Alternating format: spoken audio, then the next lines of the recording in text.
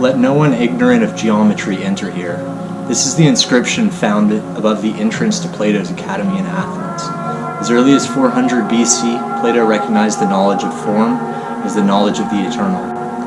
I'm Ethan Chandler, and I too am searching for the form. I can't pinpoint exactly what got me into design, but it was something like my love for magic as a child.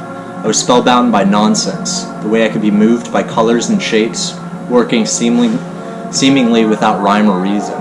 Now that I've spent time studying design, I've become no closer to cracking the code. I'm just more aware than before of its magical powers. A conviction I've had since day one is that design operates at an unconscious level. I mean that in two different ways. First, that we as an audience are confronted with stimuli before we can form any conscious interpretation. This simple psychological fact is crucial for designers to understand. We may have clever ideas and associations we draw in our depictions, but they're only clever insofar as they hit us during this brief, all-important impression.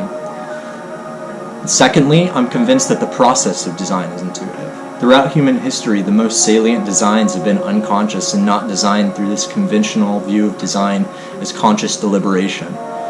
Carl Jung called these universal symbols archetypes. Why did early cultures around the world independently draw crosses, mandalas, spirals, and swastikas, long before the development of consciousness as we recognize it today? What is the natural, tangible analog of a mandala? Furthermore, how could it be possible that these symbols all represented similar concepts to these separate cultures? Jung had an answer to the mystery in his concept of the collective unconscious. The model of consciousness I'm proposing begins with this assertion that life is composed of threads that meet in the middle. These so-called eternal images with which the abstract expressionists were concerned, the Jungian archetypes, these universal symbols circumambulate the center, this singularity of pure objectivity from which all threads diverge and to which we all have access. To be human, to be an individual, is to be a thread radiating out toward subjectivity. It's our duty as designers to pave the road back toward objectivity.